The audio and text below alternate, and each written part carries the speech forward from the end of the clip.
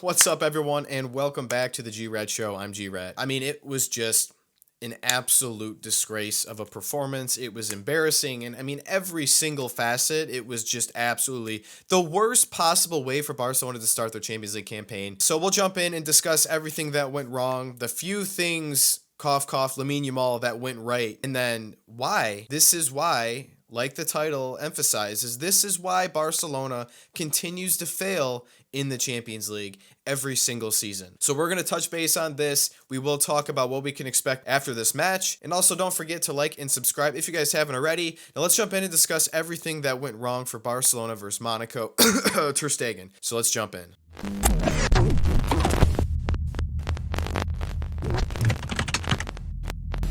So as my title emphasizes, why Barcelona always fails in the Champions League. And it's simple. It's always a couple different little things. It's usually the little things, right? It's Araujo and his stupid mistake when you're already 2 goals up on aggregate to foul someone on a breakaway and get a red card, and you're playing down basically the entire match.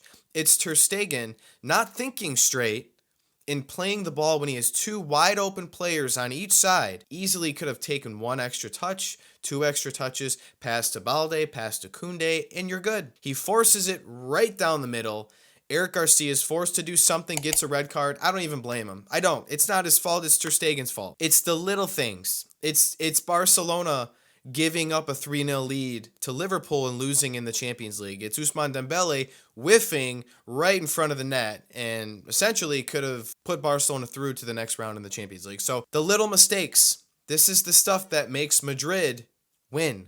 This is why Bayern and City, they tend to do well in the Champions League because they don't make these mistakes. Barcelona makes these stupid mistakes and it cost them. I don't know what Ter Stegen was thinking, because this clearly wasn't a lack of ability. This was just a lack of focus and concentration, because anybody and their mother could have found an open player and played them the ball. It wasn't just that pass either. I feel like he could have made a better effort to save the first goal. The second goal was shot right at him. Okay, I'm not really going to blame him on it, but I thought he could have made a better attempt than that. And then he's also playing a couple other really questionable balls that were lucky that weren't capitalized on from Monaco. I don't know how much longer, as a Barcelona fan, I want to see him in a Barcelona kit, because it's been like this for at least 3 or 4 seasons. He just makes me so uncomfortable whenever he has the ball. He tries to force stuff. He tries to take extra touches. He tries to be fancy. I don't understand it. And in terms of goalkeeping, I don't think he's a top keeper in the world. And we all see how a keeper can literally make or break your season. Thibaut Courtois is the reason Real Madrid wins so many matches. He's the reason they won their first Champions League match. He's a huge reason, and probably the main reason, why they won the Champions League against Liverpool in 2022. Ter Stegen isn't going to make or break your season. In fact, he'll probably break it because of these mistakes that he makes. Now, in terms of the match, it's hard to really criticize anything because they literally played with 10 men for almost 90 minutes. It doesn't matter who you play, unless it was, some team at the complete bottom of La Liga or a Division 2 team. Monaco is a decent team, and what we definitely took from this match is they were extremely fast and athletic, and they gave Barcelona's defense a nightmare. And honestly, I think they would have gave Barcelona's defense troubles all night, even without the red card. Barcelona's defense looked absolutely terrible. They weren't marking up. They were bad passes. They weren't focused. Again, it's hard to really criticize when you play with 10 men, because a lot of stuff changes and your tactics change, but your intelligence and your focus and your passing, you can still really control that, and it was very frustrating to watch. Inigo Martinez makes me extremely nervous. Balde's defense needs to get better. Koundé, we even saw struggle at times against these fast players. This is the only concern I have with Koundé, but he struggles against these fast players. Pedri was not in it 100%. He was gassed the entire match. He played some bad passes. Again, 10 men, it's hard to criticize, but some of the things you can control, they didn't control. They weren't calm. They weren't composed. I don't know why Lewandowski was left on the pitch for so long when he provides absolutely nothing from a pressure standpoint, from a work rate standpoint. With 10 men,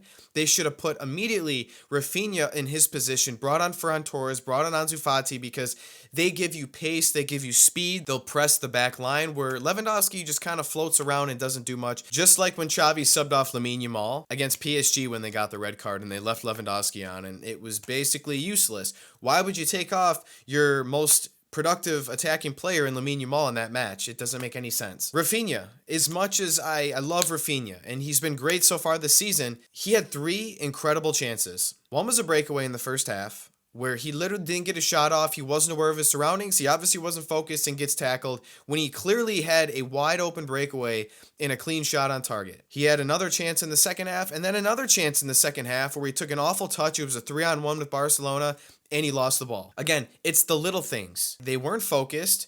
Rafinha has to clean up his finishing ability. That's what's going to make him go from a very solid player to a great player. It's unfortunate, but that's something he has to work on. And if Rafinha is more dialed in and can capitalize on one of those opportunities, Barcelona very well could have tied that match. Lamine Yamal, what can we say? He is the only player that I felt was consistently great the entire time basically on the pitch. The goal he scored was just world class. I think it was the second half. He ran back, he stole the ball. I think he passed to Rafinha. He did something. He created this incredible opportunity out of nothing. He won the ball back in. Like this guy is just, he's so good, man. And if he continues at this pace and Barcelona can win a couple trophies, he's going to be right up there with the best of the best, competing for the Ballon d'Or for the next few seasons, 100%. But it's just, again, it's the little things. It's the bad passing, the bad decision making. And I can't really criticize him that much just because you're playing with 10 men in a Champions League match on the road for the whole match. I'm not going to freak out because, again,